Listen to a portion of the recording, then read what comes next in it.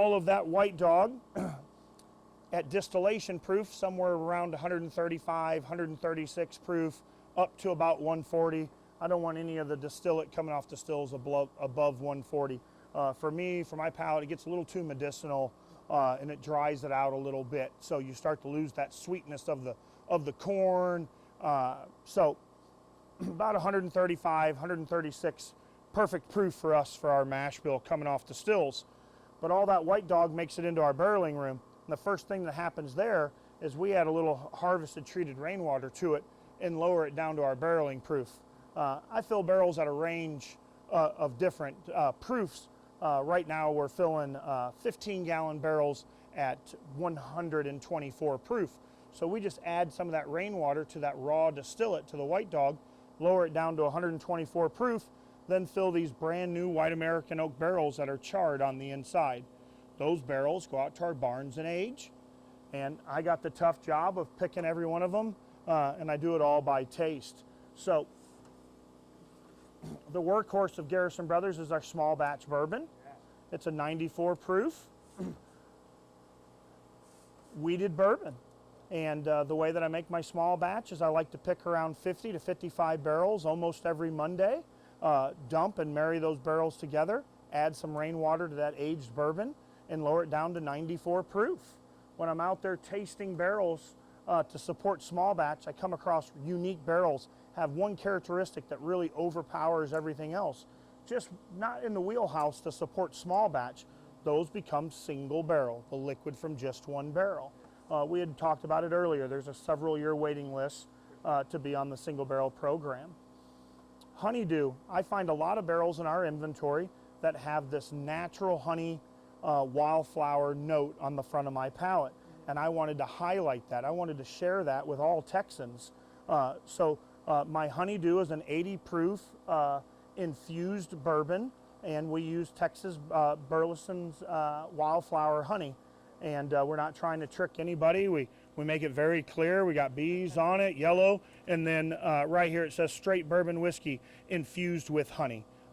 It's a great, great bourbon. If you don't like honey, you're not gonna like it, but I do think that we did it right. It's not goopy, it's not syrupy, it has the right mouthfeel, and you still can figure out what the base product is, which is a great wheated bourbon. My Baumarei Bourbon is a double barrel bourbon. Again, when I'm out in the barns picking barrels for small batch, I find barrels in our inventory that it's like I just took a bite of a good old chocolate candy bar. And I wanted to highlight that and show folks that Texas bourbon doesn't mean it's just fast bourbon. There's a ton of Texans doing everything they possibly can do to make the best distilled spirit they can. And there's a lot of craft and passion and heart. And this was to show people that Texans have the skill set and the craft to make a double barrel bourbon. There's nothing fast about this. This is all craft.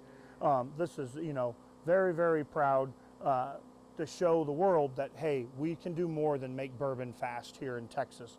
And that's what my double barrel bourbon is.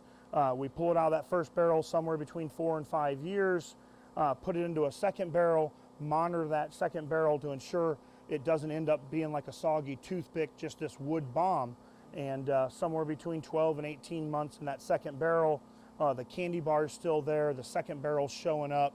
You get this very complex, deep, rich bourbon that really get the gears turning. You get the candy bar, the sweetness, you get the barrel, but the barrel's not overpowering. Just a great, great bourbon at 115 proof.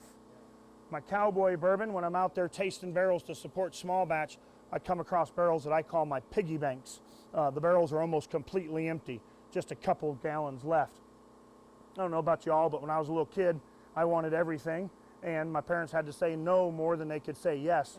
I'd get a little fired up, run into my bedroom, grab my glass pig, and I'd shake it, thinking I could figure out how much money I had left. I never really grew up. Y'all probably figured that out by now. And I come across barrels that are almost completely empty, and I literally just shake them to see if there's anything left. And I call them my piggy banks. I take several hundred of those piggy banks, marry them all together, and do our Cowboy Bourbon. It's an uncut cast strength bourbon, and it's definitely not for everybody.